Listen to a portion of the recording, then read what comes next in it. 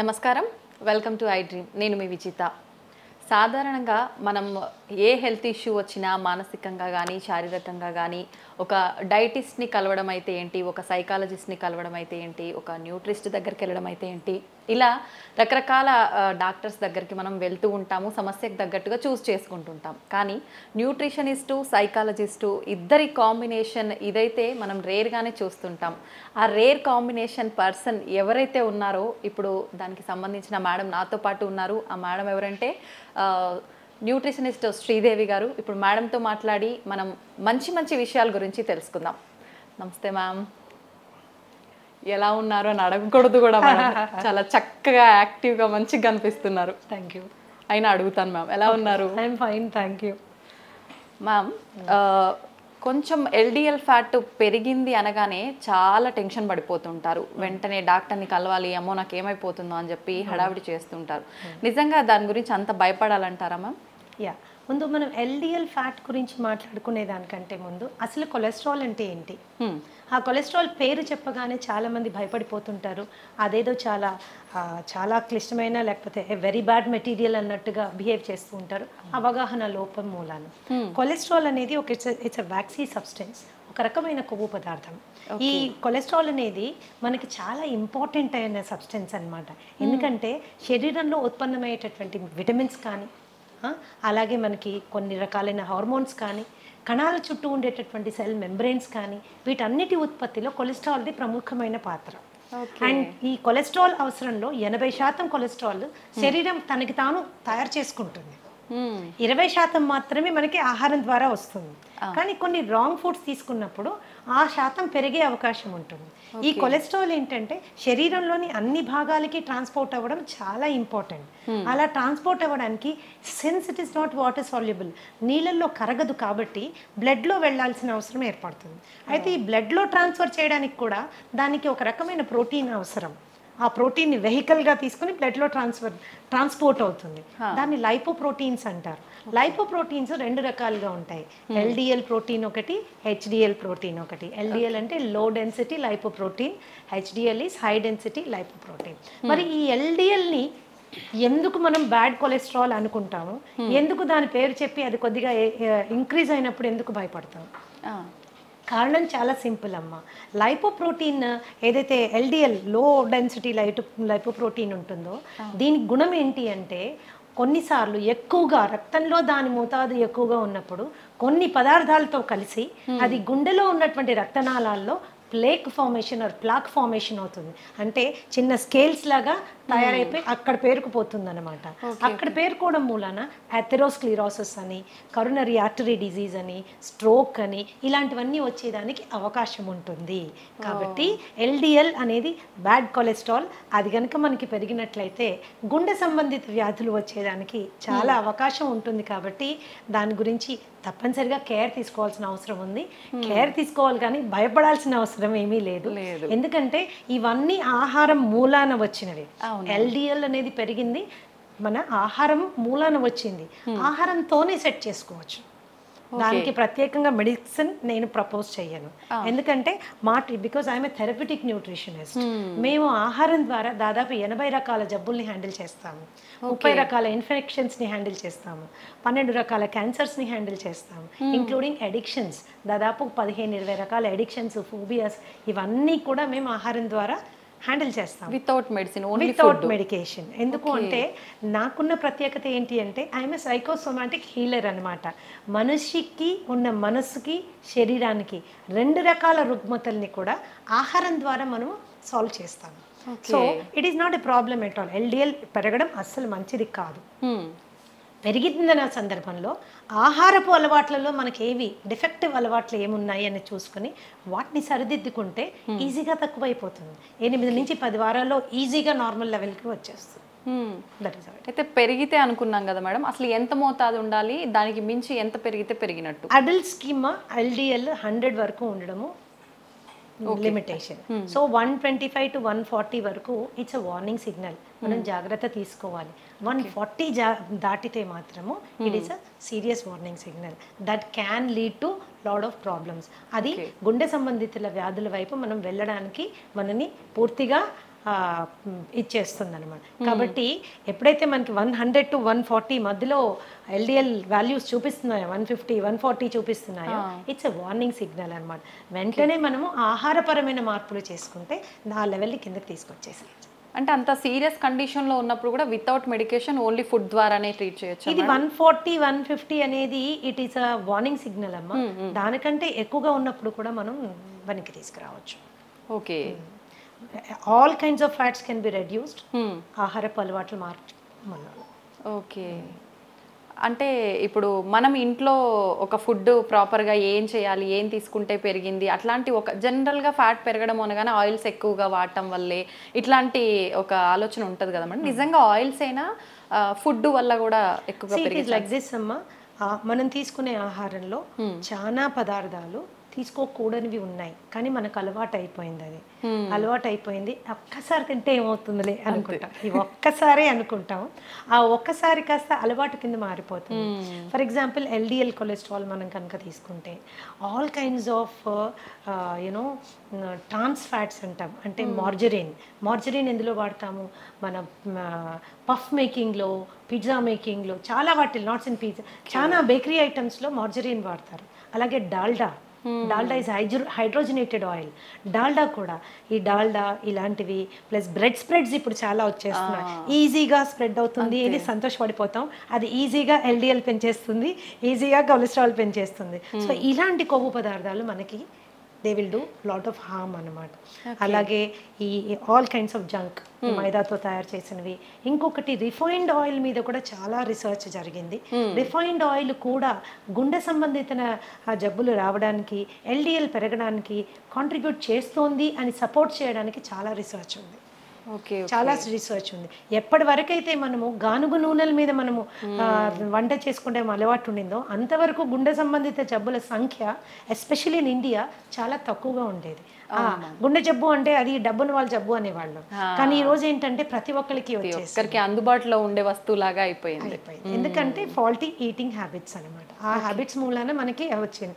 అలాగే red meat బాగా ఎక్కువ తినేవాళ్ళు, మటన్, బీఫ్, పోర్క్ ఇలాంటివి చాలా ఎక్కువగా, అంటే వారంలో ప్రతిరోజు తినేవాళ్ళు, అధిక మోతాదులో తినేవాళ్ళు, వాళ్ళల్లో కూడా మనకి తేడాలు కనిపిస్తాయి. వీటిని తగ్గించుకోవాలంటే పీచు పదార్థం ఎక్కువగా ఉండే ఆహారం తీసుకోవాలి. అంటే fresh fruits, vegetables, nuts, seeds ఇలాంటివి తీసుకుంటే ఏమవుతుందంటే ఎల్డిఎల్ లెవెల్స్ తగ్గుతుంది. మామూలుగా రోజు తీసుకునేటటువంటి రీఫైన్డ్ ఆయిల్ని మార్చి గానుగు నూనెలు మనం తీసుకున్నప్పుడు కూడా ఎల్డిఎల్ లెవెల్స్ ఈజీగా కంట్రోల్లోకి వచ్చేస్తాయి. ఓకే ఓకే, అంటే డైలీ రొటీన్ అనేది మనం ఒకటి ఫాలో అవ్వాలంటారు మేడం, అంతే కదా? కొలెస్ట్రాల్ డైలీ రొటీన్ అంటే నేనేం చెప్తానంటే డైలీ రొటీన్ కంటే కూడా డైలీ తీసుకునే ఆహార పదార్థాలని మనం ప్రాపర్గా సెలెక్ట్ చేసుకోవడం చాలా ఇంపార్టెంట్. శరీర అవసరాలని దృష్టిలో పెట్టుకొని సెలెక్ట్ చేసుకోవడం చాలా ఇంపార్టెంట్. అంతేగాని టంగ్కి ఎక్కువ ఇంపార్టెన్స్ ఇచ్చి, టేస్ట్కి ఎక్కువ ఇంపార్టెన్స్ ఇచ్చి మనం తీసుకున్నప్పుడు ఏమవుతుంది అంటే అది డెఫినెట్గా it is going to harm us. అలా అని ఎంతసేపు గడ్డి గాదం ఆకులు అలుములు తిని బతికేసేయాలా, ఇంతేనా లైఫ్ అనుకోక్కర్లేదు. టేస్టీగా ఫుడ్ చేసుకుంటూ ఇంట్లో చేసుకుంటూ తినచ్చు. ఎప్పుడైనా ఒకసారి నెలకో 2 నెలలకో మీరు ఒకసారి ఏదైనా తిన్నప్పుడు శరీరం అడ్జస్ట్ చేసుకుంటుంది. It is very smart. Okay, కానీ రోజు దాన్ని అలవాటు చేసుకుంటే మాత్రం చాలా కష్టం. కొన్ని మార్పులు తెచ్చుకోవాలి. ఓకే, అయితే మేడం చెడు కొలెస్ట్రాల్ పెరగకుండా ఉండాలంటే మనం ఫుడ్ ఇలాంటివి తీసుకోవాలి. ఎస్డిఎల్ బ్యాలెన్స్డ్గా ఉండాలి అని అంటే ప్రత్యేకించి ఏమైనా ఫుడ్స్ మెయింటైన్ చేయాలంటారా డైలీ లైఫ్ స్టైల్లో? ఇప్పుడు హెచ్డిఎల్ అంటే high density lipoprotein. High density lipoprotein good cholesterol అంటారు. ఎందుకు గుడ్ అంటారు అని తెలుసుకోవడం ఫస్ట్ ఇంపార్టెంట్. ఎందుకంటే ఈ కొలెస్ట్రాల్ యొక్క ప్రాముఖ్యత చాలా ఎక్కువగా ఉంది. అది శరీరంలో మొత్తం అన్ని భాగాలకి వెళ్ళడానికి, రక్తం ద్వారా వెళ్ళడానికి ఈ లైపోప్రోటీన్ మనకి పనికొస్తుంది. అయితే అక్కడక్కడ అవసరానికి మించి కొలెస్ట్రాల్ డిపాజిట్ అయినప్పుడు ఈ హెచ్డిఎల్ యొక్క ప్రత్యేకత ఏంటి అంటే శరీరంలో అన్ని భాగాల్లో ఎక్స్ట్రాగా డిపాజిట్ అయిన కొలెస్ట్రాల్ అంతా తీసుకొని వచ్చి లివర్కి తీసుకెళ్ళిపోతుంది. ఎప్పుడైతే లివర్కి తీసుకెళ్తుందో అక్కడ అది డిఫ్యూజ్ చేసి పడేస్తుంది, క్లియర్ చేసి పడేస్తుంది. సో అది గుండెకి వెళ్ళి అక్కడ మళ్ళీ వేరే సబ్స్టెన్స్తో కంబైన్ అయ్యి అక్కడ ప్లాక్ ఫామ్ అవ్వడానికి అవకాశం లేదు. కాబట్టి గుండె భద్రత కోసం ఈ పర్టిక్యులర్ లైపోప్రోటీన్ చాలా బాగా పనిచేస్తుంది, క్లీన్ చేసేస్తుంది అనమాట. గుండె వరకు కొలెస్ట్రాల్ని వెళ్ళనివ్వదు అనమాట. అందుకని it is called good cholesterol. Good cholesterol. So మనం రోజు తీసుకునే ఆహారాల్లో మనకి చక్కటి కొలెస్ట్రాల్ ఇచ్చే ఆహారాలు చాలా ఉన్నాయి. సో వాటిని మనం ఇంక్లూడ్ చేసుకోవడం. I always profess an inclusive kind of diet. మనం ఏమేమి తినాలి అనే దాని మీద ఎక్కువగా ఫోకస్ చేయాలి. ఏమేమి తినకూడదు అనేది అది సెకండరీ అన్నమాట. ఏవేవి ఇంపార్టెంట్. అలానే హెల్త్ ఈజ్ నాట్ డిస్టేస్ట్ఫుల్ అమ్మా, హెల్త్ ఈజ్ టేస్టీ. మనం చేసుకునే పద్ధతిని బట్టి ఆధారపడి ఉంటుంది. హెచ్డిఎల్ మనం హెచ్డిఎల్ కొలెస్ట్రాల్ మనకు పెరగాలి అంటే there is the humble avocado. Avocado is one of the best sources for HDL cholesterol. Okay, అలాగే నీకు నట్స్ ఉన్నాయి, సీడ్స్ ఉన్నాయి, వాల్నట్స్ ఉన్నాయి, ఇవన్నీ కూడా మనకి చాలా. అలాగే ఆవు నెయ్యి బ్రహ్మాండంగా హెచ్డిఎల్ పెరుగుతుంది. అది కూడా నాటావు నెయ్యి బ్రహ్మాండమైనటువంటి గుణాలు కలిగి ఉంటుంది. ధృతం అంటారు దాన్ని. ఒక్కొక్కసారి ఒక సత్సంగంలో ఉన్నప్పుడు గురువుగారు చెప్పారు, పాతకాలంలో ధృతం అంటే ఏంటి అంటే చనిపోయిన వాళ్ళలో కూడా ప్రాణ ప్రతిష్ఠ చేయగలిగినటువంటి అద్భుతమైన గుణం కలిగింది అని అర్థమట. మరి అది నిజమో కాదో నాకు తెలియదు, కానీ ఆయన చెప్పిన విషయం నాకు చాలా నచ్చింది. ఇంకో మాట కూడా ఏం చెప్పారంటే ఆస్తులు అమ్ముకైనా ధృతం కొనుక్కొని దాంతో తినాలన్నారు. అంటే నెయ్యికున్నటువంటి ప్రాముఖ్యత అది. కొద్ది కాలం ఏంటంటే నెయ్యి తింటే లావైపోతారు, నెయ్యి తింటే కొలెస్ట్రాల్ వస్తుంది. ఇది చాలా తప్పమ్మా. ఎస్పెషల్గా మనం ఇంట్లో ఆవు పాలు కొనుక్కొని చేసుకునే నెయ్యి అతి శ్రేష్టం. రీసెంట్గా ఒక రీసెర్చ్ నేను would like to share with you. చపాతీలు పూరీలు మనని డయాబెటీస్ వైపు నొట్టి పడేస్తున్నాయి అన్నది అందరికీ తెలుసు. ఈవెన్ పుల్కా కావచ్చు, చపాతీ, గోధుమ పిండి. అయితే అదే గోధుమ పిండి చేసిన రొట్టె మీద నెయ్యి రాసుకుని తింటే మాత్రము కొద్దిగా దాని గ్లూకోజ్ లెవెల్స్ తక్కువగా వస్తున్నాయి అన్నది లేటెస్ట్ రీసెర్చ్. అంటే నెయ్యికున్న ప్రాముఖ్యత అలాంటిది అనమాట. మనం ఇంట్లో తయారు చేసుకునే వెన్నపూస, మజ్జిగ జల్లికి వచ్చే వెన్నపూస, లేకపోతే మనం ఇంట్లో తయారు చేసుకునే నెయ్యి, ఇవన్నీ చాలా they are very good fats అనమాట. హెచ్డిఎల్ లెవెల్ పెరగడానికి చాలా చాలా బాగా పనిచేస్తాయి. సో ఇట్లా మనము కొద్దిగా అవగాహన పెంచుకుంటే అంత లైఫ్లో పెద్దగా కాంప్రమైజ్ అవ్వాల్సింది ఏమీ లేదు. చిన్న చేంజెస్ మాత్రమే, చాయిసెస్లో చిన్న చేంజ్ చేసుకోవాలి. ఏది మనకి కావాలి, ఏది మనకి వద్దు, ఈ చిన్న చేంజెస్ చేసుకుంటే కొలెస్ట్రాల్ ఇబ్బందే కాదు అసలు. ఎంత సింపుల్ గా చెప్పేస్తున్నారు. మా అందరికి అది ఒక పెద్ద భూతద్దంలో పెట్టి చూస్తున్నట్టు. అండ్ యాక్చువల్గా ఏంటంటే ఇంకొక రీసెర్చ్ ఏం చెప్తుందంటే కొద్ది మందిలో ఇన్ సమ్ పీపుల్ ఏమవుతుందంటే కొలెస్ట్రాల్ కి సంబంధించిన మందులు వాడినప్పుడు అది ఏమవుతుందంటే it is leading to increase in blood glucose levels, diabetes పెరిగేదానికి అవకాశం ఉంది అని కొన్ని రీసెర్చ్ చెప్తున్నాయి. కాబట్టి మెడిసిన్ వాడడం కంటే ముందు ఆహారపు అలవాట్లని జాగ్రత్తగా గమనించి ఒక క్వాలిఫైడ్ థెరప్యూటిక్ న్యూట్రిషనిస్ట్ దగ్గరికి వెళ్ళి ప్రాపర్గా డయాగ్నోస్టిక్ టెస్ట్లు చేసుకుని ఏది ఎక్కువ ఉంది, ఏది తక్కువ ఉంది, ఏది ఎలా తగ్గించుకోవాలి అని అవగాహన పెంచుకుని జస్ట్ 8 నుంచి 10 వారాల్లో మీ లిపిడ్ ప్రొఫైల్ని మీరు క్లీన్ చేసేసుకోవచ్చు. ఒక్కటే సలహా ఏంటి అంటే కేవలం ఏదో యూట్యూబ్లో వీడియో చూసో లేకపోతే ఫేస్బుక్లో పోస్ట్ చూసో స్వంత వైద్యం చేసుకుంటే మాత్రము it is going to be little difficult. ఏదైనా సైంటిఫిక్ గా హ్యాండిల్ చేయాలి. మ్యామ్, నెయ్యి విషయానికి వస్తే మీరు ఇందాక నెయ్యి గురించి చెప్పారు కాబట్టి చాలా మంది నెయ్యి ఫుడ్ తో కాకుండా డైరెక్ట్ స్పూన్ తో తింటూ ఉంటారు. అట్లా తీసుకోవడం మంచిదే అంటే తాగుతూ ఉంటారు.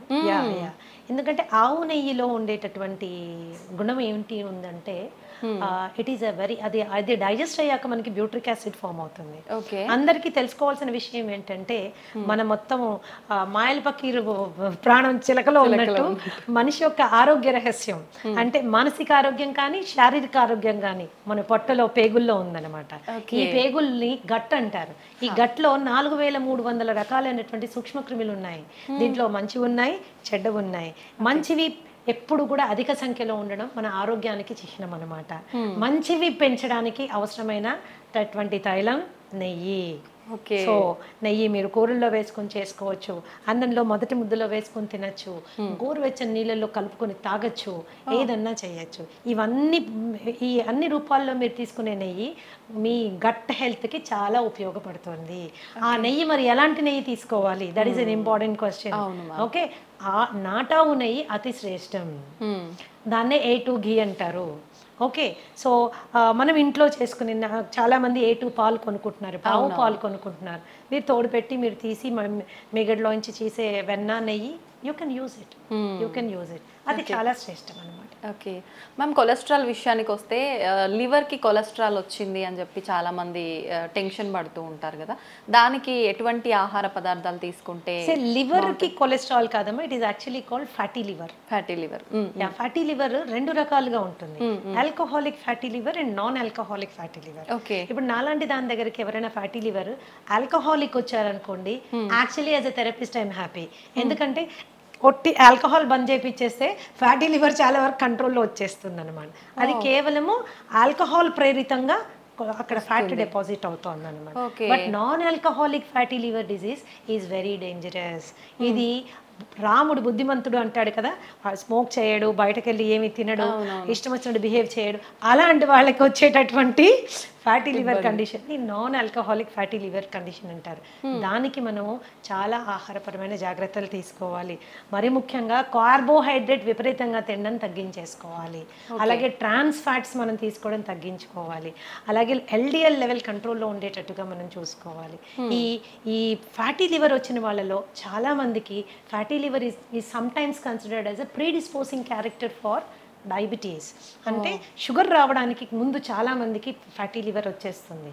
దాన్ని చాలా తేలికగా తీసుకుంటారు. ఏం లేదండి, కాస్త ఎక్సర్సైజ్ చేయండి, కాస్త ఇలా ఉండండి, కాస్త అలా ఉండండి అని. That is not the way. You have to take it serious. ఎందుకంటే ఈ ఫ్యాటీ లివర్ స్టేజ్ 1 నుంచి స్టేజ్ 2, స్టేజ్ 2 నుంచి స్టేజ్ 3, అక్కడి నుంచి ఫైబ్రోసిస్, సిరోసిస్, క్యాన్సర్ వరకు వెళ్ళే అవకాశం ఉంటుంది. కాబట్టి దాన్ని ఈజీ తీసుకోవడానికి వీల్లేదు. So basic foods for example కీరా జ్యూస్ బ్రహ్మాండంగా పనిచేస్తుంది ఫ్యాట్లో లివర్ తీసేయడానికి. నిమ్మరసము, ద హంబుల్ నిమ్మరసం, కాస్టే లేదు దాన్ని. So health is actually very economic, inexpensive అనమాట. చిన్న అవగాహన మనం తెలుసుకుంటే we will able to do it అన్నమాట. అండ్ ఫ్యాటీ లివర్ ఉంది అని మనకి ఎప్పుడు డౌట్ వస్తుందంటే, కొద్దిగా కుడివైపు బొజ్జ అంటే చేతులు కాళ్ళు సన్నగానే ఉన్నాయి, పొట్ట మాత్రమే ముందుకు వస్తుంది. ఎస్పెషల్లీ కుడివైపు మనం చెయ్యి వేసుకుని అంటే కొద్దిగా గట్టిగా కూడా తగులుతుంది అంటే వెంటనే వెళ్ళి ఒకసారి ఫ్యాటీ లివర్ చెక్ చేసుకోవడం చాలా చాలా ఇంపార్టెంట్. డయాబెటీస్ వచ్చింది అనుకుంటే కూడా వచ్చిన డయాబెటీస్ డిటెక్ట్ అయిన తర్వాత కంపల్సరీ ఫ్యాటీ లివర్ వెళ్ళి చెక్ చేసుకోవడం చాలా ఇంపార్టెంట్. ఏ స్టేజ్లో ఉంది, దట్ ఈస్ ఇంపార్టెంట్. దాన్ని కూడా తగ్గించుకుంటూ వెళ్ళాలి మనం, దట్ ఈస్ ఇంపార్టెంట్. ఇది కూడా మోతాదు ఏమైనా ఉంటుందా మ్యామ్, పర్సంటేజ్ ఫ్యాటీ లివర్? అట్లా కాదంటే మీరు అల్ట్రాసౌండ్ అబ్డామెన్ కి వెళ్ళినప్పుడు వాళ్ళు చెక్ చేసి మీకు గ్రేడ్ చెప్పేస్తారు. ఓకే. ఆ రిపోర్ట్ పట్టి మనకి స్టేజ్ 1 లో ఉన్నారా, స్టేజ్ 2 లో ఉన్నారా, స్టేజ్ 3 లో ఉన్నారా తెలిసిపోతుంది. Okay okay ma'am, dairy products విషయానికి వస్తే ఏవి తీసుకోవాలి, ఏవి తీసుకోకూడదు? నిజంగా కొంతమంది చెప్తుంటారు డైరీ ప్రొడక్ట్స్ స్కిప్ చేయడమే మంచిది, ఇప్పుడు అన్నిట్లో హార్మోన్కి సంబంధించిన ఇంజెక్షన్లు ఇలాంటివన్నీ వస్తున్నాయి కాబట్టి అని. నిజంగా ఏవి తీసుకుంటే బాగుంటుంది మ్యామ్? నేను గతంలో కూడా చాలాసార్లు చెప్పానమ్మా. చాలా మంది వాదనకి కూడా దిగుతారు. మన తాతలు, తండ్రులు, ముత్తాతలు అందరూ పాలు తాగారు, ఇప్పుడు మీరు ఎందుకు చెప్తున్నారు పాలు తాగకూడదని? పాలు డెఫినెట్ గా ఇట్స్ ఏ హోల్సమ్ ఫుడ్. మరి పిల్లలకి ప్రోటీన్ ఎలా వస్తుంది, పిల్లలకి మనకి కాల్షియం ఎలా వస్తుంది, ఇవి రెండు మనకు కావాలంటే పాలు తాగాలి కదా. మన చిన్నప్పటి నుంచి తాగాం కదా, ఇప్పుడు మీరు కొత్తగా ఇలాంటి వింత విషయాలు చెప్తున్నారు ఏంటి అని. సో తప్పులు మీరు చెప్పింది కూడా కరెక్టే. ఎప్పుడో మన తాతల తండ్రులంతా పాలు తాగారు, కానీ అప్పుడు ఆవులు వేరు, అప్పుడు పాలు వేరు. ఇప్పుడు ఆవులు వేరు, ఇప్పుడు పాలు వేరు. ఓకే. సో ఇప్పుడు చాలా సందర్భాల్లో మనం ప్యాకెట్ పాలు తెచ్చుకుంటే అవి అసలు పాలో కాదో మనకు తెలియదు. పాలల్లో నీళ్లు కలిపారనుకోండి, that is a healthy thing. అంటే ఓన్లీ నీళ్లు ఉన్నాయని సంతోషపడచ్చు మనం, కానీ నీళ్లు కాకుండా ఇంకెన్నెన్నో కలిపేస్తే అవి విషమై మనని ఎన్నో విధాలుగా మనని ఇబ్బంది పెడుతున్నాయి. మిల్క్ మీరు తీసుకున్నట్లయితే దాని ప్రోటీన్ కంటెంట్ కానీ, దాని కాల్షియం కంటెంట్ కానీ, నాన్ మిల్క్ సోర్సెస్ చాలా ఉన్నాయి. మీ మునగాకు తీసుకోండి. ఓకే. ఫర్ ఎగ్జాంపుల్ టేక్ మునగాకు, నువ్వులు తీసుకోండి. దానిలో ఉన్న కాల్షియం కానీ, దానిలో ఉన్న ప్రోటీన్ కానీ, మునగాకు పచ్చిదానికంటే కూడా ఎండు పౌడర్ ఏదైతే ఉంటుందో, మునగాకు పౌడర్ ఏదైతే ఉంటుందో బ్రహ్మాండంగా కాల్షియం లెవెల్స్ అనమాట. ఓకే. ఎన్నో రెట్లు పాల కంటే ఎక్కువగా ఉంటుందని. ఒక స్పూన్ రోజు తీసుకుంటే సరిపోతుంది. ఎలా తీసుకోవచ్చు మేడం? కాంబినేషన్ మజ్జిగలో కలిపి తీసుకోవచ్చు, నీళ్ళలో కలిపి తీసుకోవచ్చు. దాన్ని పొడి కింద తయారు చేసుకుని కాస్త వెల్లుల్లిపాయలు, జీలకర్ర, ఎండుమిరపకాయలు వేసి దాన్ని పొడి కింద చేసుకొని అంత నెయ్యి వేసుకొని మొదట ముద్ద గట్టిగా కలుపుకొని తినచ్చు. టేస్టీ ఉంటుంది, హెల్త్కి హెల్త్ వస్తుంది. ఓకే. అయితే ఈ మిల్క్ ఇప్పుడు ఏం చేస్తుంది, మిల్క్లో ఒక ప్రోటీన్ ఉంటుంది కేసిన్ అని. ఈ కేసిన్ చాలా మందికి ఎలర్జిక్ కండిషన్స్ ప్రొడ్యూస్ చేస్తుంది. చాలా మందికి కడుపులో అది డైజెస్ట్ అవ్వక గ్యాస్ కానీ లేకపోతే ఇండైజెషన్ కానీ అలాగే బెల్చింగ్ అండ్ బ్లోటింగ్ అంటారు, పొట్ట ఉబ్బినట్టు అవ్వడం కానీ ట్రైన్ పుల్ రావడం కానీ ఇవన్నీ జరుగుతాయి. ఎందుకు, కేసిన్ వాళ్ళకి డైజెస్ట్ అవ్వదు కాబట్టి, కేసిన్ డైజెస్ట్ అవ్వదు కాబట్టి. సో అలాంటి సందర్భాల్లో పాల అవసరం ఏంటి అసలు? అవును, ఒక స్టేజ్ దాటింద టాడ్లర్ అంటాం, అంటే కాలు మీద నడవడానికి అలవాటు పడిన బిడ్డకి పాలు సంపూర్ణ ఆహారం కాదు. ఓకే ఓకే, అది అసంపూర్ణమైనటువంటి ఆహారం. పాలు ఎడిక్టివ్ ఇన్ నేచర్. మీరు బాగా తాగుతుంటే అది తాగాలనిపిస్తుంది, తాగకపోతే ఏదో వెలితిగా కూడా అనిపిస్తుంది. దానికంటే ఆరోగ్యకరమైన ఫుడ్ మనకు ఉన్నప్పుడు, దానికంటే మనకి బలవర్ధకమైన ఆహారం మనకి అవైలబుల్గా ఉన్నప్పుడు మనం దానికి ఆప్ట్ చేసుకోవచ్చు కదా. ఈ రోజు ఆవుల్లో పాలు పెరగడం కోసము విపరీతంగా ఇంజెక్షన్స్ వేస్తున్నారు, విపరీతంగా యాంటీబయాటిక్ యూజ్ జరుగుతూ ఉంది. Grass fed cow and grain fried cow అని 2 రకాల కౌస్ మనం చూసుకుంటే, పచ్చిగడ్డి తిని ఆ పచ్చిగడ్డి పెంచడానికి కూడా ఏమాత్రం ఎరువులు వాడకుండా, పెస్టిసైడ్స్ వాడకుండా ఆర్గానిక్గా పెంచిన పాలు ఉంటాయి కదా, అవి అతి శ్రేష్టం. చాలా అరుదుగా లభిస్తున్నాయి, చాలా అరుదుగా, పచ్చిగడ్డే దొరకడం లేదు. గ్రెయిన్ ఫెడ్ మీరు తీసుకున్నారనుకోండి, వాడికి గ్రెయిన్స్ పెడతారు, ఎన్నెన్నో రకాలైన గ్రెయిన్స్ పెడతారు. ఎస్పెషల్లీ ఈ మధ్య కాలంలో అయితే కార్న్ పెట్టేస్తున్నారు, స్వీట్ కార్న్ పెడుతున్నారు. సో ఇవి ఏంటి అంటే పాల క్వాంటిటీ పెంచడానికి. చాలా మంది ఆ ఆవులకి పెట్టే దీంట్లో నూనెలు కలుపుతారు, ఎందుకంటే పాలల్లో వాళ్ళకి ఆయిల్ శాతము, ఫ్యాట్ శాతం ఎక్కువ రావాలని. మరి ఇలాంటి పాలు మనం తాగినప్పుడు అది మనకి it is going to harm us. అయితే ఇంట్లో మనం ఒక పాల ప్యాకెట్ తెప్పించుకున్నప్పుడు అది ఆవు పాల, గేదె పాల, ఆవులో గ్రాస్ తినిన ఆవా లేకపోతే గ్రెయిన్ తినిన ఆవా, యాంటీబయాటిక్ వేసుకుందా వేసుకోలేదా మనకి ఎలా తెలుస్తుంది? ఇవన్నీ కలిపారో లేదో మనకి ఎలా తెలుస్తుంది? తెలియదు. పైగా పాలు ఎప్పుడైతే ప్యాకెట్లో వస్తాయో, ప్లాస్టిక్ ప్యాకెట్లో వస్తాయో, ఆ ప్లాస్టిక్ కూడా మనకి ప్రమాదం. ఇంకోటి, కొంతమందికి ఏంటంటే ఎస్పెషల్లీ ఉద్యోగస్తులు 4-5 ప్యాకెట్లు కొనుక్కుని డీప్ ఫ్రీజర్లో పెడతారు, అవి గడ్డగట్టిపోతాయి. వాటిని మీరు ఎప్పుడైతే డీప్ ఫ్రీజ్ చేస్తారో, థాయింగ్ ప్రాసెస్ జరిగేటప్పుడు ప్లాస్టిక్ కూడా మెల్ట్ అయ్యి అందులోకి వస్తుంది. ఒకప్పుడు మేము చిన్నపిల్లలుగా ఉండేటప్పుడు గ్లాస్ బాటిల్లో వచ్చేది, that was safest milk. Seal అయ్యి గ్లాస్ బాల్ వచ్చేది, బాటిల్స్ తీసుకోగానే మేము చిన్నపిల్లలప్పుడు నాకు బాగా గుర్తుంది, ఆ మూత తీసి పైన ఉన్న వెన్నంతా వేలుతో తీసుకుని తినేవాళ్ళం. ఇప్పుడు అలాంటి కండిషనే లేదు, అలాంటి కండిషనే లేదు. సో పాలుని వాడకం ఎంత తగ్గిస్తే అంత మంచిది. అయితే పెరుగు దగ్గరికి వచ్చినా, మజ్జిగ దగ్గరికి వచ్చినా ఏ రెస్ట్రిక్షన్ లేదు. It is better than milk అన్నమాట. మీరు పెరుగుగా తిన్నా పర్వాలేదు, మజ్జిగగా తిన్నా పర్వాలేదు, కొద్దిగా పుల్లబడిన మజ్జిగ ఇంకా బెటర్. పుల్లబడిన మజ్జిగ చాలా బెటర్. అందుకని మిల్క్ని అవాయిడ్ చేయడం బెటర్. ఎందుకంటే మనకు వచ్చే ప్యాకెట్ గురించి మనం ఆలోచిస్తాం, కానీ అందులో వచ్చిన పాలు మనకి దాకా రావడానికి ఎన్ని పద్ధతులు అవలంబించారో మనకు అవగాహన లేదు. Today it is a very common thing to give oxytocin injection for cows. Oxytocin injection దేనికి ఇస్తారు వింటే మీరు బిత్తరపోతారు. పాల పొదుగులోంచి పాలు పిండేటప్పుడు ఈజీగా పాలు బయటికి రావడం కోసము ఆ ఇంజెక్షన్ ఇస్తారు. మనకు కూడా ఆక్సిటాసిన్ ఇంజెక్షన్స్ ఇస్తుంటారు. మనం ఎప్పుడు యూస్ చేస్తారో తెలుసా మీకు? డెలివరీలో బిడ్డ ఈజీగా బయటికి రావడానికి కోసం యూస్ చేసేటటువంటి ఇంజెక్షన్ ఆక్సిటాసిన్ అన్నమాట. కండరాలు లూజ్ అయ్యి బిడ్డ ఈజీగా బయటికి రావడానికి. యానిమల్స్కి కూడా ఆక్సిటాసిన్ ఇంజెక్షన్ దానికోసమే ఇస్తారనమాట. బట్ దేనికి వాడుతున్నాం ఈరోజు? ఈజీగా అంటే అది పిండడానికి కూడా మనకు ఓపిక లేదనమాట. దాని బిడ్డను తాగనివ్వడం లేదు మనము, దాని బిడ్డ నోటికాడ పాలు మనం గుంజుకుంటున్నాం. అది కూడా ఈజీగా రావడం కోసం కెమికల్ ఇంజెక్షన్స్ ఇస్తున్నాం. మరి ఇలాంటి పాలు తాగడం అవసరమా? అక్కర్లేదని చెప్పాలి ma'am. So it's dairy and ఆవు మీద జరుగుతున్నటువంటి ఘోరాల గురించి అది డిఫరెంట్ స్టోరీ. దాని గురించి మాట్లాడుకుంటే పాలు చూస్తే కూడా భయపడిపోతాం అన్నట్టు. అమ్మో బాబాయ్ ఇంత కష్టమైంది, పాలు మనకు అవసరమా ఇది అని. That is as simple as that. పాల కంటే బలబద్ధమైన ఆహారం చాలా చాలా ఉంది. You can go towards it. అవి తీసుకోవచ్చు. ఆల్టర్నేట్ మిల్క్స్ కూడా ఉన్నాయి. మీ బాదం మిల్క్, తర్వాత ఈ కోకోనట్ మిల్క్, దాని తర్వాత యూ హ్యావ్ కాజు మిల్క్, రాగి మిల్క్, జొన్న పాలు, మిల్లెట్ పాలు, ఇలా మనకు చాలా ఉన్నాయి విచ్ ఆర్ మోర్ న్యూట్రిషియస్. పాలు దేనికి తాగెత్తున్నామో ఆ న్యూట్రిషన్ ఇవ్వగలిగినవి, ఇంకా ఎక్కువ శాతంలో ఇవ్వగలిగిన పాలు మనకు చాలా ఉన్నాయి. ఓకే. ఇంకా కొంతమంది అడుగుతూ ఉంటారు నన్ను, మేడం పాల ప్యాకెట్లో పాలు తీసుకోమంటారా, లేకపోతే టెట్రా ప్యాక్ తీసుకుంటే ఏమైనా ప్రాబ్లం వస్తుందా? టెట్రాపాక్. అవును మ్యామ్. టెట్రాపాక్ మీద చాలా హెవీ రీసెర్చ్ జరిగిందమ్మా. టెట్రాపాక్లో పాలు రీసెర్చ్ చేసినప్పుడు, ఫ్రెష్ మిల్క్ చేసినప్పుడు డెఫినెట్గా టెట్రాపాక్లో ఉన్న పాలలో పోషక విలువలు తక్కువ ఉంటాయి అనేది నిర్వివాదాస్పదం. You don't have to discuss about it. It is clear. ఎందుకు అలాగా? పాలు అవి పాస్చరైజ్ చేస్తారు అండ్ హోమోజినైజ్ చేస్తారు.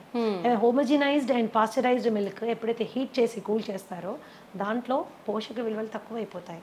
కాకపోతే టెట్రాపాక్లో మీరు తీసుకున్నప్పుడు ఏంటంటే హైజీన్ అండ్ శానిటేషన్ ఎక్కువ, ఇన్ఫెక్షన్ కాజింగ్ జర్మ్స్ కానీ అది మనకి ఉండదు. పైగా ఏమీ అడిటివ్స్ యాడ్ చేయరు దాంట్లో. ఏమి దాన్ని ప్రిజర్వ్ చేయడానికి ఏమీ బయట నుంచి యాడ్ చేయరు. సో పోషక విలువలు ఫ్రెష్ మిల్క్ కంటే కొంచెం తక్కువైనా అది సేఫ్ మిల్క్ కాబట్టి టెట్రాపాక్ లో మిల్క్ వాడుతూ ఉంటారు. That is how it is. ఇప్పుడు ఫ్రెష్ గా తీసుకున్న పాలు వి డోంట్ నో దాంట్లో ఏమేమి ఉన్నాయో తెలియదు, అందులో ఎన్ని పెస్టిసైడ్ రెసిడ్యూస్ వస్తాయో తెలియదు, ఎన్ని మాన్యూర్ రెసిడ్యూస్ వస్తాయో తెలియదు, బ్యాక్టీరియల్ ఇన్ఫెస్టేషన్ కానీ వైరల్ ఏదైనా మైక్రో ఆర్గానిజం ఉందేమో మనకి తెలియదు.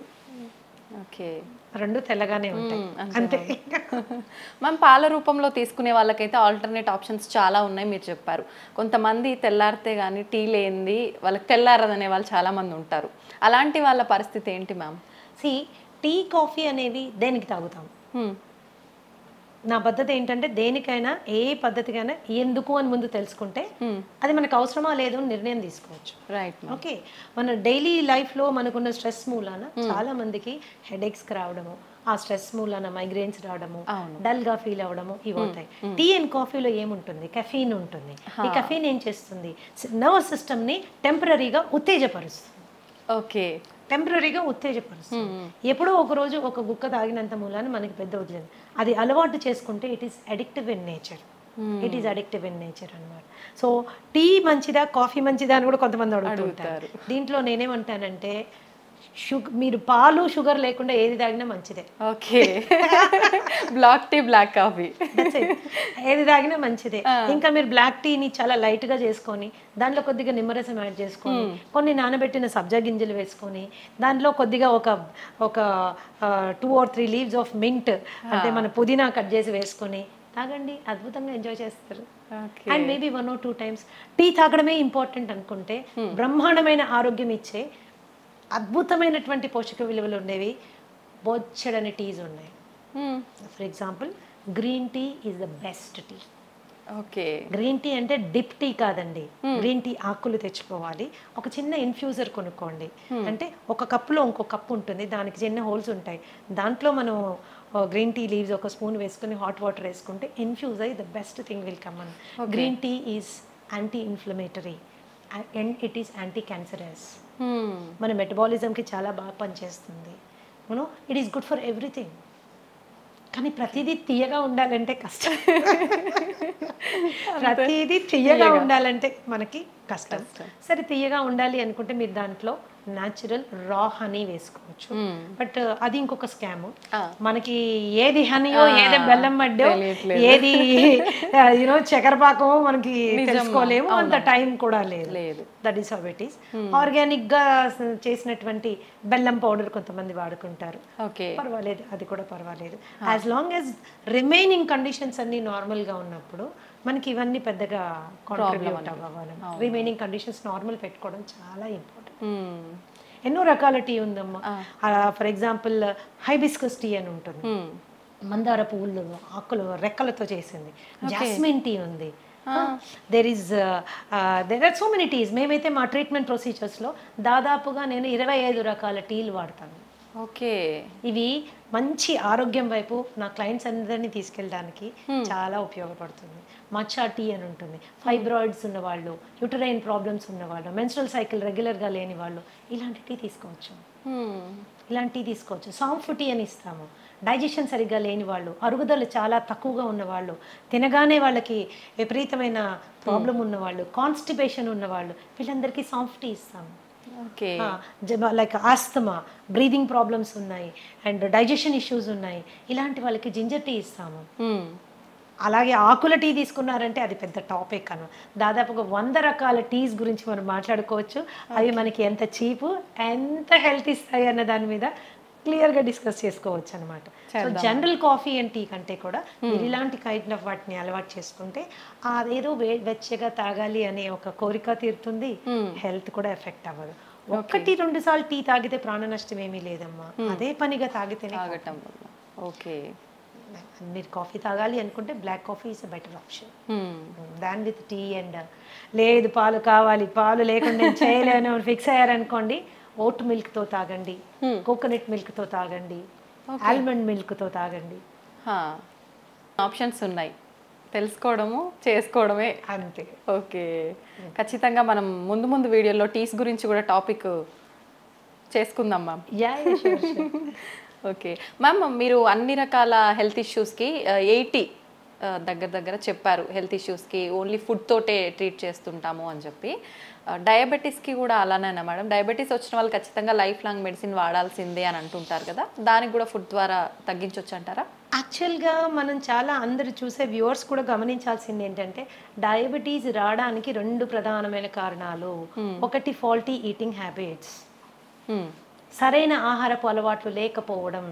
ఓకే. 2 మనసులోను కలిగేటటువంటి భావాలని భావోద్వేగాలని మన శరీరం పైన ఇన్ఫ్లుయెన్స్ పెట్టేంతగా పెంచి పోషించుకోవడం, కంట్రోల్ చేసుకోవడానికి సరైన అవగాహన పెంచుకోకపోవడం. ఓకే, ఇవి 2 విషయాలు. అంటే ఒకప్పుడు స్ట్రెస్ అంటే ఏంటమ్మా, stress is a necessary evil of life. దాన్ని ఫ్లైట్ ఆర్ ఫైట్ ఇమోషన్ అనేవాళ్ళు. అంటే ఒక కొన్ని వేల సంవత్సరాల క్రితం ఈ శరీరం ఫస్ట్ టైం ఫామ్ అయినప్పుడు మనకు ఒకటే స్ట్రెస్ ఉండేది. అదేంటి, ఏదైనా యానిమల్ వచ్చి మనం చంపేసేది, లేదా మనం ఏదైనా యానిమల్ చంపి తినేసేవాళ్ళం. ఇదే స్ట్రెస్. ఇంతకు మించి ఇంకేం స్ట్రెస్ లేదు. ఆ స్ట్రెస్ సిచ్యువేషన్ వచ్చినప్పుడు ఏమయ్యేది, శరీరంలో ఉన్నటువంటి శక్తి అంతా చేతుల్లోకి కాళ్ళల్లోకి వచ్చేసేది. ఎందుకు, చేతులతో కొట్లాడాలి, కాళ్ళతో పరిగెత్తి పోవాలి. ఈ 2 మనకి కావాల్సినటువంటి సందర్భం ఉండేది. కానీ ఇప్పుడేంటి, జీవితంలో అందరూ లయన్స్ టైగర్లే. బాస్ ఒక లయన్ టైగరే, భార్య ఒక లయన్ టైగరే, భర్త కూడా లయన్ టైగరే, ఆఖరికి పనమ్మాయి కూడా లయన్ టైగరే. సో వీళ్ళందరూ కలిసి మనకి ఎన్నో రకాలైన స్ట్రెస్ క్రియేట్ చేస్తున్నారు. అయితే ఈ పరిస్థితుల్లో ఏమవుతుంది, ఎప్పుడైతే ఎనర్జీ చేతుల్లోకి కాళ్ళల్లోకి రావాలో, శరీరం ఇంటెలిజెంట్గా ఏం చేస్తుంది, మిగతా అవసరం లేని సిస్టమ్స్ని షట్ డౌన్ చేస్తుంది, బంద్ చేస్తుంది. బంద్ చేసినప్పుడు ఏమవుతుంది, ఫస్ట్ సిస్టమ్ ఏంటి బంద్ అయ్యేది, డైజెస్టివ్ సిస్టమ్. అందుకనే స్ట్రెస్ఫుల్గా ఉన్నప్పుడు తిన్నది అరగదు, తిన్నది అరగదు, ఒక రకంగా మనకి డిఫరెంట్ గా ఉంటుంది. ఓకే, ఎందుకు అది క్లోజ్ అయిపోయింది. తర్వాత అది రిలాక్స్ అయిపోయి మళ్ళీ స్టార్ట్ అయినప్పుడు ఏంటి, మళ్ళీ అంటే డైజెషన్ ప్రాసెస్ కొద్దిగా ఆగి జరుగుతుంది అనమాట. It is not giving us proper ఇది. అండ్ ఇంకొకటి, డయాబెటీస్కి వచ్చేసరికి చాలా మంది ఓన్లీ 3 రకాల టెస్టులు చేసుకొని ఆ డయాబెటీస్ని హ్యాండిల్ చేయాలనుకుంటారు. అంటే for example fasting sugars, post lunch sugars, ఇప్పుడు HbA1c, ఈ 3 మాత్రమే చేసుకుని వాళ్ళు డయాబెటీస్ని కంట్రోల్ చేసుకోవడానికి రకరకాల మందులు తీసుకుని ముందుకు వెళ్తూ ఉంటారు. నేనేమంటానంటే, ఏ జబ్బు మనకి వచ్చినా రూట్ కాజ్ తెలుసుకోవడం చాలా ఇంపార్టెంట్. నాకు డయాబెటీస్ ఎందుకు వచ్చింది, వై. సో మా దగ్గర మేము ట్రీట్మెంట్ చేసేటప్పుడు కూడా ఖచ్చితంగా రూట్ కాజ్ అనాలిసిస్ అని 13 రకాల బ్లడ్ టెస్టులు చేయిస్తాం to understand the inside of a person, లోపల ఏం జరుగుతోంది. చాలా మటుకు మనకి అవుట్వర్డ్గా మనకి సిమ్టమ్స్ తెలియవు. అవును ma'am, we don't feel it. వెళ్ళి చెక్ చేసుకుంటే కానీ మనకి తెలియదు. That is how it is. And ఈ డయాబెటీస్ వచ్చిన వాళ్ళు టైప్ 2 డయాబెటీసా, టైప్ 1 డయాబెటీసా, బేసిక్ వాళ్ళు తెలుసుకోవాల్సి ఉంటుంది మనకి. ఒకవేళ టైప్ 2 డయాబెటీస్ మనం మాట్లాడుకుంటే సి పెప్టైడ్ అని ఒక టెస్ట్ ఉంటుంది. సీరం ఫాస్టింగ్ సి పెప్టైడ్ అంటే ఏం భోజనం చేయకుండా సి పెప్టైడ్ టెస్ట్ చేసుకుని ఆ సి పెప్టైడ్ వాల్యూ మనకి ప్యాంక్రియాస్ ఎంత పనిచేస్తుంది, ప్యాంక్రియాస్ పని చేయకపోవడం మూలానే డయాబెటీస్ వస్తుంది. కాబట్టి ప్యాంక్రియాస్ పనితీరు ఏ విధంగా ఉంది, ఎంత ఇన్సులిన్ ప్రొడ్యూస్ చేయగలుగుతుంది అనేది ఎస్టిమేట్ చేయడము very very very very important. అది ఎప్పుడైతే మనం ఎస్టిమేట్ చేసుకుంటామో, ప్యాంక్రియాస్ ప్రొడక్షన్ బాగానే ఉంది అనుకుంటే 100% మనకి డయాబెటీస్ రివర్సిబుల్ అవుతుంది. If you C peptide value is 1 and more, ఏది fasting C peptide value 1 and more ఉంటే కనుక 100% మనం ఆ డయాబెటీస్ని రివర్స్ చేసుకోగలము. కానీ 1 కంటే కిందకి వెళ్ళిపోతున్నప్పుడు, 5.5 కంటే కిందకి వెళ్ళిపోతున్నప్పుడు it is going towards type 1 diabetes అన్నమాట. ఈ టెస్ట్ చేయకుండా, ఈ నిర్ధారణ కాకుండా దాన్ని హ్యాండిల్ చేయడం అనేది నా ప్రకారము I feel it's a defective way of looking at it. Okay. Okay. And మనం అనుకుంటాం వైట్ రైస్ తినడం మూలాన, ఇంకోటి తినడం మూలాన, షుగర్ తినడం మూలాన. చాలా మంది నా క్లయింట్స్ వచ్చి చెప్తాను, నేను షుగరే తినట్లేదు మేడం, ఎప్పుడో మానేసాను, నోరు కట్టేసుకున్నాను, అయినా షుగర్ పెరిగిపోతుంది అని. సో మీరు ఏం తిన్నా అది షుగర్ కింద మారుతుంది, ఓకే. ఏం తిన్నా అది షుగర్ కింద మారుతుంది. అంటే మరి అన్ని తినడం మానేసేమా? చాలా మంది ఈ షుగర్ పేషెంట్స్ వీక్ అయిపోతారు, ఎందుకంటే భయపడిపోతారు. అమ్మో ఇది తిరిగితే షుగర్ పెరుగుతుంది, అది తింటే షుగర్ పెరుగుతుంది, అది తినకూడదు, ఇది తినకూడదు, అది మానేయండి, ఇది మానేయండి. అది కాదు, ఫస్ట్ లోపల ఏం లోపాలు ఉన్నాయో తెలుసుకోవాలి. ఓకే. లోపల ఏం లోపాలు ఉన్నాయో తెలుసుకోవాలి. వైటమిన్ డి లెవెల్స్ ఎన్ని ఉన్నాయో మనకు తెలియాలి. And there is direct and indirect relationship between vitamin D levels and diabetes. అది మనం ఖచ్చితంగా తెలుసుకోవాలి. B12 ఎంత ఉంది, దానికి దీనికి కనెక్షన్ ఏంటి? యా, వైటమిన్ సి, దాని పరిస్థితి ఏంటి, దానికి డయాబెటీస్కి కనెక్షన్ ఏంటి? Lots of research is available. ఎంతసేపటికి మనము షుగర్ లెవెల్ని తగ్గించడం మీదనే ఫోకస్ చేయడం బదులుగా శరీరానికి కావాల్సిన శక్తిని, దానికి కావాల్సిన విటమిన్స్ని, దానికి కావాల్సిన మినరల్స్ని, దానికి కావాల్సిన ప్రతి పోరాడే వెపన్ని మనం ఇచ్చాము అనుకోమ్మా, అది డయాబెటీస్ని తన్ని బయటికి తరిమేస్తుంది. That's what it is. It's very simple అన్నమాట. కాబట్టి it is a life style disorder. అది లైఫ్ స్టైల్ అంటేనే మనం పద్ధతులు సరైన నిద్ర లేదు, సరైన ఆహారం లేదు, తీసుకునే ఆహారం టైం ప్రకారం తీసుకోము, అవును, అండ్ విపరీతమైన స్ట్రెస్. ఈ స్ట్రెస్ని మేనేజ్ చేసుకునే దానికి కూడా మనము ఎటువంటి జాగ్రత్త తీసుకోము. అందుకే మా దగ్గరికి వచ్చినప్పుడు మేము ఏం చేస్తామంటే డయాబెటీస్ని మేము వెనక్కి తీసుకెళ్లే టైంలో, because I'm a psychosomatic healer, ఖచ్చితంగా మానసిక ఒత్తిడిని తగ్గించేటటువంటి ఆహారము, శారీరకమైనటువంటి అవసరాలు అంటే దాని vitamins and mineral balances support చేసేటటువంటివి పెట్టుకుంటూ వెళ్తాం. కాబట్టి ఓకే, ధనాధన్ షుగర్ లెవెల్స్ పడడం స్టార్ట్ అవుతాయండి. ఒకసారి షుగర్ లెవెల్స్ పడడం స్టార్ట్ అయితే మెడికేషన్ డోసేజ్ నెమ్మదిగా తగ్గించుకుంటూ వెళ్తాము. ఒకసారి అలా తగ్గించుకుంటూ వెళ్ళి 1 డే ఆ మెడిసిన్ ఎత్తిపడేస్తాము. ఓకే, ఈ స్టేజ్ని రెమిషన్ స్టేజ్ అంటారు. Remission is purely temporary stage of health. So చాలా మందికి ప్రాబ్లం ఏమొస్తుందంటే తగ్గి నార్మల్ అవ్వగానే తగ్గిపోయింది కదా, సో సింపుల్ అనేసి మళ్ళీ నెక్స్ట్ డే నుంచి అన్ని మొదలు పెడతారు. పైనుంచి అది ఒక కంప్లైంట్ చేస్తారు, ఏంటి మేడం ఇది మళ్ళీ తినగానే వచ్చేసింది. నువ్వు ఫస్ట్ తిన్నావు కాబట్టి ఇది వచ్చింది, ఫాల్టీగా తిన్నావు కాబట్టి ఇది వచ్చింది, కరెక్ట్ చేసుకున్నావు కాబట్టి తగ్గిపోయింది, కరెక్ట్ చేసుకుని మళ్ళీ బ్యాక్ వెళ్ళావు కాబట్టి మళ్ళీ వస్తుంది. సో నేనేమంటానంటే ఒక రెమిషన్ స్టేజ్ రాగానే మనం తీసుకున్న జాగ్రత్తని కనీసం 1 సంవత్సర కాలం గనక మనం అలాగే మెయింటైన్ చేసుకోగలిగితే అది రివర్సల్ అయిపోతుంది. ఓకే, అది రివర్సల్ అయిపోతుంది. డయాబెటీస్ తగ్గించుకోవడానికి ఆడ మగ తేడా లేదు, వయస్సుతో తేడా లేదు, మీ డయాబెటీస్ వయస్సు కూడా తేడా లేదు. అది 20 ఏళ్ళ నుంచి ఉంది, 15 ఏళ్ళ నుంచి ఉంది, 30 ఏళ్ళ నుంచి ఉంది, నేను టాబ్లెట్లు వేసుకుంటున్నాను, ఇన్సులిన్ వేసుకుంటున్నాను, ఏ దాన్నైనా మనం వెనక్కి పట్టుకెళ్ళచ్చు. చిన్న పిల్లల్లో కూడా ఇప్పుడు చిన్న పిల్లల కండిషన్ డిఫరెంట్ అమ్మా. That is called type 1 diabetes. Okay, type 1 diabetes వచ్చినప్పుడు మనము again C peptide fasting post lunch 2 చేసుకుంటాము. సి పెప్టైడ్ వాల్యూ చాలా తక్కువ ఉంటుంది.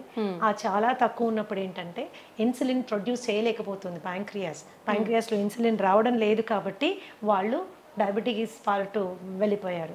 సో ఈ పరిస్థితుల్లో మనం వాళ్ళకి 3 times వాళ్ళు ఇన్సులిన్ వేసుకోవాల్సి ఉంటుంది. ఇలాంటి పిల్లలకి అద్భుతంగా ఇన్సులిన్ రిక్వైర్మెంట్ తగ్గించేటటువంటి ఆహారం మనం ఇవ్వచ్చు. Regeneration therapy for type 1 diabetes కూడా ఉంది, కాకపోతే దాని పర్సంటేజ్ 100% అని మనం గట్టిగా చెప్పలేము. Okay, so regeneration therapy is also possible. అంటే టైప్ 1 నుంచి కూడా మనం కొద్దిగా వాళ్ళని బెటర్ టైప్ 2లోకి తీసుకెళ్లేటటువంటి సిపెప్టైడ్ని పెంచేటటువంటి ఫుడ్ కూడా ఉంది. But the success rate is about 40 to 50%. It is not around 100%. Many other contributing factors ఉన్నాయి కాబట్టి, చాలా కాంట్రిబ్యూటింగ్ ఫ్యాక్టర్స్ ఉన్నాయి కాబట్టి that is how it is. అయితే ఈ మధ్యకాలంలో విపరీతంగా తిండి పిల్లలకి మనం పెట్టే తిండి మూలాన మనమే మన చేతుల ద్వారానే మనమే వాళ్ళని డయాబెటీస్ వైపు నెట్టుతున్నాము. నాకు తెలిసిన ఒక బాబుకి కేవలం వాడు రోజు అడిగాడని, రోజు ఇవ్వమని గొడవ చేశాడని వాళ్ళ తాతగారు డైలీ ఒక కూల్ డ్రింక్ తాగించడం మూలాన, అలా 2 నెలలు తాగించడం మూలాన ప్యాంక్రియాస్ ఫెయిల్ అయిపోయింది. టైప్ 1 డయాబెటిక్ అయిపోయాడు. బిడ్డ ఓన్లీ 15 ఏళ్ళు.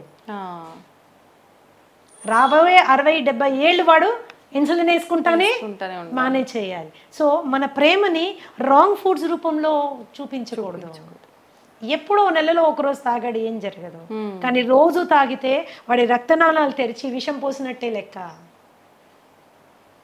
Junk food is like that. And రీసెంట్గా మా దగ్గర వచ్చిన ఒక బాబు, హీస్ 21 years old, అండ్ ఇంట్లో ఎవరికి డయాబెటీస్ లేదు, ఇంట్లో నుంచే బాక్స్ తీసుకెళ్తాడు, తల్లిదండ్రులు అన్నీ చేసి జాగ్రత్త చూసుకుంటాడు. అయినా రావడమే 500 షుగర్ వచ్చేసింది. ఏంటి అని ఎంత అడిగినా చెప్పలేదు. లేదు నేను ఏమి తిన్ను అని. తర్వాత ప్రత్యేకంగా పిలిచి అడిగితే రోజు ఒక షవర్మా తింటాడు. షవర్మా తినడం వల్ల షుగర్ ఫెయిల్ అయింది, డైజెస్టివ్ సిస్టమ్ ఫెయిల్ అయిపోయింది. మయోనీస్ లోపల ఉంటుంది, దాంట్లో పిచ్చి రిఫైన్డ్ ఆయిల్ వాడతారు. అందులో రోడ్ సైడ్ వాడే రిఫైన్డ్ ఆయిల్, అది ఎక్కడి నుంచి తెచ్చి వాడతారో, ఎన్నిసార్లు వాడిన నూనెతో చేస్తారో మనకి తెలియదు. అండ్ ఆ షవర్మా అండ్ ఇంకొకటి ఫ్రాంకీ చెప్పాడు నాకు, 2 చెప్పాడు. ఫ్రాంకీ మైదా రొట్టెలో మళ్ళీ కాల్చిన మాంసం అన్ని పెడతారు దాంట్లో. సో టేస్ట్ చాలా బాగుంటుంది, నేను కాదన్నాను. కానీ దాన్ని రోజు తినడం మూలాన దట్ ఈస్ అ కేస్. ఈ రోజు మేము ఎంతో స్ట్రగుల్ అవుతున్నాం. ఆ కేసుని type 1 అయిపోయాడు, ప్యాంక్రియాస్ ఫెయిల్ అయిపోయింది. That is how it is. So ఈ చిన్నవి ఫ్యాన్సీస్ మనం వాటిని సాటిస్ఫై చేయడము ఇంపార్టెంట్ అని ఎప్పుడు అనుకోకూడదు. ఫుడ్ విషయంలో ఇట్స్ రియల్లీ వెరీ ఇంపార్టెంట్. బయట మరి ఎందుకు బ్యాన్ చేయరు? వన్ ఆఫ్ ద స్టూడెంట్, ఒక చిన్న బాబు, ఎందుకు బ్యాన్ చేయరు కూల్ డ్రింక్ అని నన్ను అడిగాడు అనమాట. ఈ కూల్ డ్రింక్ మూల నాకు డయాబెటీస్ వచ్చింది కదా, దీన్ని ఎందుకు గవర్నమెంట్ బ్యాన్ చేయరు అంటే అది మన ఏరియా ఆఫ్ వర్క్ కాదు. ఏదైనా కూడా ఆహారం అనేది మితంగా తీసుకుంటే ఔషధంలా పనిచేస్తుంది, అమితంగా తీసుకుంటే విషమై మన ప్రాణాన్ని కబళిస్తుంది. Decision is in our hands. ఒకళ్ళు చెప్తే వచ్చేది కాదు, ఆ నిర్ణయం మనం తీసుకోవాలి. మన బిడ్డలు కూడా అటువంటి చక్కటి విచక్షణ జ్ఞానంతో ముందుకెళ్ళాలంటే ఆ అవగాహన మనం కల్పించాలి. That is very important. అవును మ్యామ్, నిజంగా. మ్యామ్, మన గట్ ఫ్రీగా ఉండేటట్టుగా చూసుకుంటే మనకు చాలా రకాల ఆరోగ్య సమస్యలు రాకుండా ఉంటాయని చెప్తూ ఉంటారు. నిజంగా గట్ ఫ్రీగా ఉండాలంటే ఎటువంటి ఆహార పదార్థాలు తీసుకోవాలి? Gut is a very big subject అమ్మా. I will tell you, it's a very big subject. గట్లో మనకు ఉండేటటువంటి 4300 రకాలైన సూక్ష్మ క్రిములు ఎప్పుడు కూడా మంచివి చెడ్డవి ఒక బ్యాలెన్స్లో ఉండాలి.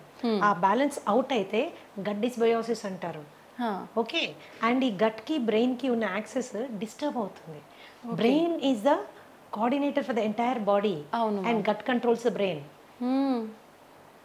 బ్రెయిన్ మన శరీరాన్ని ఆపరేషన్స్ని కంట్రోల్ చేస్తే మన గట్ మన బ్రెయిన్ని కంట్రోల్ చేస్తుంది. Okay, that is very very important. అప్పుడు మనం దాన్ని ఎంత హెల్తీగా ఉంచాలి? సో మనం తినే ఆహారము చెడు బ్యాక్టీరియాని చంపే విధంగా ఉండాలి, మంచి క్రిముల్ని పెంచే విధంగా ఉండాలి. సో దాని ఆహారం యొక్క ప్రధాన లక్షణం ఏంటంటే మంచి బ్యాక్టీరియాని పెంచుతూ చెడు బ్యాక్టీరియాని చంపుతూ ఉన్నటువంటి ఆహారం తీసుకుంటే సహజంగా అది చాలా తేలికగా అరిగిపోతుంది, తిన్నది కంప్లీట్గా డైజెస్ట్ అవుతుంది, అండ్ టైంకి రెపరెప ఆకలేస్తుంది, పడుకుంటే నిద్ర వస్తుంది, పొద్దున్నుంచి రాత్రి ఒక చక్కటి మూడ్లో ఉంటాము, మంచి ఎనర్జీతో ఉంటాము. This is because our gut is happy. So all the మనం తీసుకునే ఫుడ్స్ ఏవేవైతే చెడు బ్యాక్టీరియల్ గ్రోత్కి ప్రమోట్ చేస్తాయో అవి చాలా హ్యావక్ క్రియేట్ చేస్తాయి మన పొట్టలో. సో బ్లోటింగ్, బెల్చింగ్, ఇండైజెషన్, తర్వాత కాన్స్టిపేషన్ మూలాన పైల్స్, హెమరాయిడ్స్, లేకపోతే వెరీ హార్డ్ స్టూల్ రావడము, ఇవన్నీ ఏం చేస్తాయంటే మనకి డైజెషన్ అంటే తినాలంటే భయపడే వాళ్ళు చాలా మంది ఉంటారు. పైగా హెల్త్ కరెక్ట్ అంటే హైజీన్ కరెక్ట్గా ఫాలో కాకపోతే హెచ్ పైలోరీ లాంటి బ్యాక్టీరియల్ ఇన్ఫెక్షన్స్ వస్తే జీవితాంతం మనం ఆ మందులు వేసుకుంటూ ఉంటారు. మేమైతే డయట్ ద్వారా హెచ్ పైలోరీ కానీ, ఐబిఎస్ కానీ, ఐబిడి కానీ చాలా సమర్థవంతంగా హ్యాండిల్ చేసే బ్రహ్మాండమైన ఫుడ్స్ ఉన్నాయమ్మా. అది ఎవరు బయట కొనుక్కోక్కర్లేదు. మీ ఫుడ్ మీరు ఇంట్లో చక్కగా చేసుకోవచ్చు, శుభ్రంగా తినచ్చు, సంతోషంగా ఉండొచ్చు. This is how it is. కేవలం మందుల ద్వారా ఎంత సక్సెస్ మీరు వస్తుందో దానికి డబుల్ సక్సెస్ ఆహారం ద్వారా వస్తుందన్నమాట. డబుల్ సక్సెస్ ఆహారం ద్వారా వస్తుంది. సో గట్ని ఇప్పుడు కూడా ఆరోగ్యంగా ఉంచుకోవాలి. చక్కటి పీచు పదార్థాలు ఉండేటటువంటి వెజిటబుల్స్ అండ్ ఫ్రూట్స్ మనం తీసుకోవాలి. చాలా మందికి ఏంటి అంటే వెజిటేరియన్స్ అయిపోండి, మీట్ మానేయండి అని చెప్తారు. చికెన్ మటన్ తినబాకండి, పొట్టంతా గడబడైపోతుంది, వేస్ట్ అని. నేనేం చెప్తానంటే ఆహారపు అలవాట్లు మనసుకి బాగా నచ్చిన ఫుడ్ని టక్కన మానేస్తే ఆత్మారాముడు బాధపడతాడు. ఎక్కడో ఫీల్ అవుతాం మనం, ఏంటి లైఫ్, ఏమి తినలేము, నాకు నచ్చిన చికెన్ తినలేకపోతున్నాను, నాకు నచ్చింది అది తినలేకపోతున్నాను, ఏంటి ఇట్లా, అసలు లైఫ్ బేసిక్ ఫుడ్స్ అవి. అప్పుడు ఏంటంటే they are upset about it. When they are upset nothing can be set. When you're upset nothing can be set అని, అంతా డిస్టర్బ్డ్గానే ఉంటుంది. సో చికెన్ మటన్ లాంటివి తినేటప్పుడు కూడా దాని కాంబినేషన్స్ మంచి ఫైబర్ ఫుడ్తో కాంబినేషన్ చేసుకుని మీరు తిన్నప్పుడు ఎటువంటి ఇబ్బంది రాదు, ఈజీగా డైజెస్ట్ అవుతుందని. So easy digestion is very important. Easy digestion అంటే ఓన్లీ పెరుగన్నం కాదండి, you can eat everything in life. So మంచి వెజిటబుల్స్, ఎగ్స్, పెరుగు, తర్వాత you can have all these things అనమాట. అండ్ పీచు పదార్థం అనగానే అన్నీ ఏవో పిల్లలకి గ్రీన్ ఆకులు చూడగానే చిరాకు వస్తుంది, నేను ఇప్పుడు ఈ గడ్డి తినాలా అని. సో అలా కాదు. So you can go for everything, all kinds of కాంబినేషన్స్లో మనం వెళ్ళొచ్చు. అలాగే మనకి రాజ్మా ఆర్ మన కాబూలీ చనా, బొబ్బర్లు, ఇలాంటివన్నీ మనకి చాలా మంచి ప్రోటీన్ ప్లస్ మంచి ఫైబర్తో వస్తుంది. అది తిన్నప్పుడు ఏంటంటే మనకి గట్ సెట్ అవుతుంది. దెర్ ఈస్ ఎ వే అండి, 8 to 12 weeksలో సెట్ చేసేస్తాం గట్ విత్ ఫుడ్ ఓన్లీ. అది ఎంత సీరియస్ ఇష్యూ అయినా. కాబట్టి నేనేం చెప్తున్నానంటే చక్కటి ఆహారాన్ని ఎన్నుకోండి, హోమ్ మేడ్ ఫుడ్కి 90% ఇంపార్టెన్స్ ఇవ్వండి. పార్టీలు ఇంట్లో హోస్ట్ చేయండి. మనం కావాల్సిన డ్రింక్స్ కానీ ఏదైనా కూల్ డ్రింక్స్ అట్లాంటివి కూడా ఇంట్లో చాలా చేసుకోవచ్చు. డెజర్ట్స్ అంటారా, బ్రహ్మాండమైన స్వీట్లు హెల్దీగా చేసుకోవచ్చు. ఓకే, బ్రహ్మాండంగా. జీవితంలో ఏది వదులుకోవాల్సిన అవసరం లేదు, ఎంజాయ్మెంట్ ఇన్ రైట్ వే చేసుకుంటే నీ గట్ని gut is the starting point for all diseases. దాదాపుగా 200 రకాలైనటువంటి జబ్బులు ఇక్కడి నుంచి స్టార్ట్ అవుతాయి. సో దీన్ని జాగ్రత్త పెట్టుకోవడం మనకి చాలా ఇంపార్టెంట్. ఏం ఫుడ్స్ ఉన్నాయి, ఎలా తినాలి, that is how it is. ఎప్పుడన్నా ఒకరోజు అంటే మేడం మమ్మల్ని హోటల్కే వెళ్ళొద్దంటారా, నేను ఒక్కసారి కూడా బిర్యానీ తినద్దా, ఇంకా నేను ఎందుకు అందులో హైదరాబాద్లో ఉండి నన్ను బిర్యానీ తినద్దంటారా అంటే, ఓఎస్ తినండి తప్పకుండా, ఎందుకు మానేస్తారు, అలా మానేయమని చెప్పట్లేదు. కానీ దానికి మీ పొట్టని మిమ్మల్ని ప్రిపేర్ చేసుకోండి.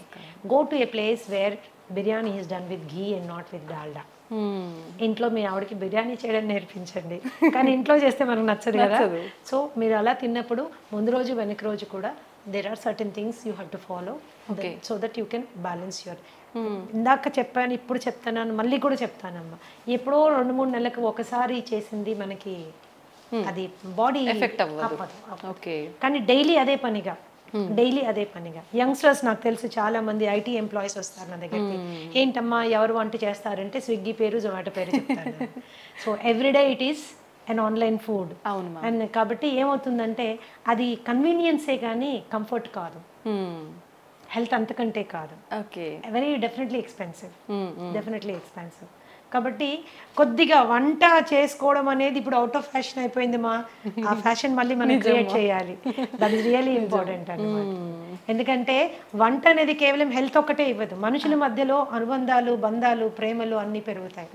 ఈ రోజు కూడా నీకు మీ అమ్మ చేసే ఆ పలానా వంట అని ఎందుకు గుర్తుంటుంది అంటే ఇంగ్రీడియంట్స్ అన్ని సేమే, ఆమె ప్రేమ అందులో ఉంటుంది, అంత ప్రేమగా చేసి నీకు నోట్లో పెడుతుంది, నువ్వు వెళ్ళినప్పుడు నీకు అది కావాలని అడుగుతుంది. అవన్నీ బంధాలు పెంచుతాయి. స్విగ్గీ జొమాటోలో తెప్పించి పెడితే it won't create a feeling, it won't create a relationship. లేని రోగాలు తీసుకొచ్చిస్తున్నట్టే మేము. ఇంకా ప్రేమ కంటే ఇంగ్రీడియంట్స్ మనకు తెలియదు. టేస్టీగా ఉండొచ్చు, నేను అసలు కాదన్న, డెఫినెట్ గా టేస్టీగా ఉండొచ్చు, బట్ ఇంగ్రీడియంట్ మీద మనకి కంట్రోల్ లేదు. So that is how it is. Ma'am, food ఎలా చేస్తున్నాము, ఏం తింటున్నాము, ఇది ఒక ఎత్తు అయితే ఏ టైంకి తింటున్నాం అనేది కూడా ఇంకొకటి, దాని గురించి చెప్పండి మ్యామ్. ఒకటిమ్మా, ఏ టైంకి తింటున్నామో, ఎన్నిసార్లు తింటున్నామో, these are 2 very important things everybody should understand. So research ఈరోజు there is loads of research ఏం చెప్తుంది అంటే snacking is the worst habit. పొద్దున్న బ్రేక్ఫాస్ట్ తిన్నాము, మధ్యాహ్నం లంచ్ తిన్నాము, రాత్రికి డిన్నర్ తిన్నాము, ఇది ఎప్పుడు మనకి ట్రబుల్ క్రియేట్ చేయదు. ఓకే. పొద్దున బ్రేక్ఫాస్ట్ తిన్నాము, మధ్యలో టీ అండ్ స్నాక్స్ తిన్నాము, మధ్యాహ్నం మళ్ళీ లంచ్ తిన్నాము, 4 గంటలకు సమోసా తిన్నాము, 5 గంటలకు కాఫీ తాగాము, 6 గంటలకు టీ తాగాము, 7 గంటలకు 7:30కి వెళ్ళి మళ్ళీ డిన్నర్ తిన్నాము, రాత్రి 12ంటికి పడుకునేటప్పుడు స్విగ్గీలో ఏదో ఒకటి తెప్పించుకుని తిన్నాము. This is going to cost trouble. This leads to obesity. Okay. Extra calories మూలన వెయిట్ పుట్ ఆన్ అవ్వడం స్టార్ట్ అవుతుంది. వెయిట్ ఒకసారి పుట్ ఆన్ అయ్యారంటే ఒబెసిటీ అనేది ఏంటంటే ప్రపంచంలో అన్ని కండిషన్స్ కంటే అతి దారుణమైన పరిస్థితి. కొన్ని millions of people are dying because of obesity, అధిక బరువు మూలాన. Okay, so this is very important. ఏ రోజైనా ఇప్పుడు మీరు ఆ మధ్యలో తినే స్నాక్స్ని కట్ చేయండి, న్యాచురల్గా స్లిమ్గా అవ్వడం స్టార్ట్ అవుతారు, ఫేస్ కాంతివంతంగా అవుతుంది. Snacks will do a lot of. ఒకవేళ స్నాక్ తినవలసిన అవసరం వస్తే హెల్తీ ఆప్షన్ చెక్ చేసుకోండి, హెల్తీ ఆప్షన్ తీసుకోండి.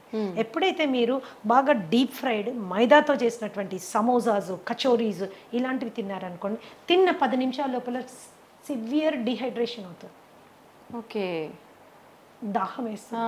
ఆ దాహమే కానీ మనం ఏం చేస్తాం, కూల్ డ్రింక్ తాగుతాం.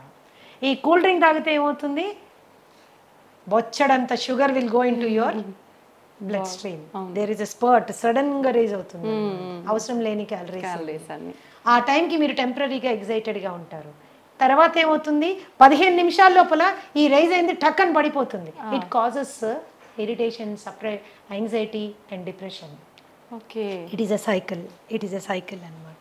ఇది మన ఆలోచన విధానాన్ని, ఆహారపు అలవాట్లని, శరీర ఆరోగ్యాన్ని మొత్తంగా డిస్టర్బ్ చేసి పడేస్తున్నాను. సో ఆ టైంలో మీరు ఏదైనా హెల్దీ తీసుకోండి, ఫ్రూట్ తినడం అలవాటు చేసుకోండి.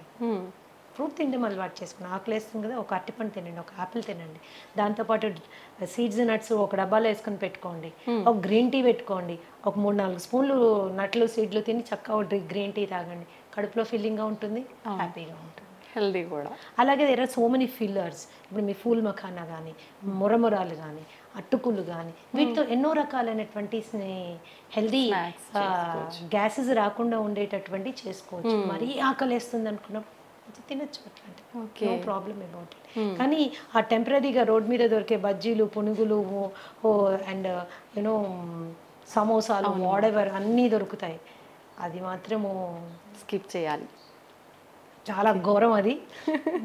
With due respect to all those people, అది మనకి పడినప్పుడు దాన్ని వదిలేసుకోవడం ఉత్తమమైన విషయం ఇంకొకటి లేదు. And night 7:30 to 8 o'clock is the best time to have your dinner. ఎప్పుడు గుర్తుంచుకోండి, పడుకునే టైంకి, భోజనం చేసిన టైంకి మధ్యలో 3 గంటల వ్యవధి ఉండాలి. మీరు 7 గంటలకల్లా తిన్నారనుకోండి, 10కి పడుకోవచ్చు. ఓకే. 8కి తిన్నారనుకోండి, ఆఫీషియల్గా మీరు 11కి పడుకోవాలి. అవును. 9కి తిన్నారనుకోండి, 12 ఏమవుతుంది, డైజెషన్ మొత్తం డిస్టర్బ్ అవుతుంది, యువర్ స్లీప్ సైకిల్ డిస్టర్బ్ అవుతుంది. ఇలా జరగడానికి వీల్లేదు. You have to remember that.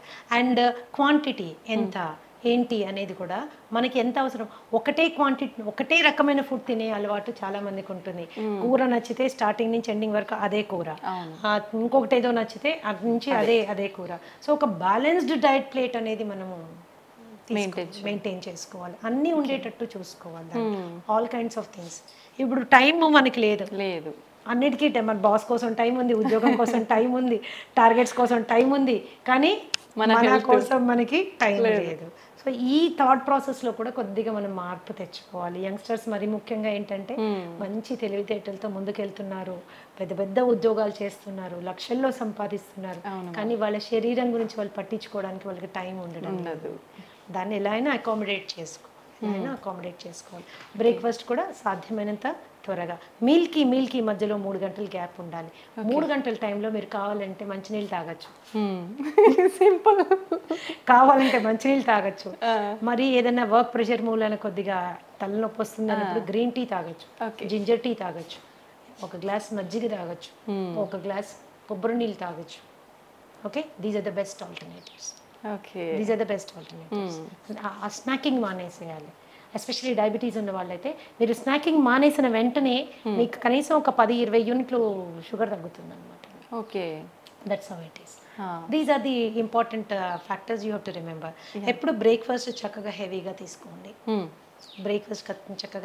తీసుకోండి, దానికంటే కొద్దిగా తక్కువగా లంచ్, లైట్గా డిన్నర్.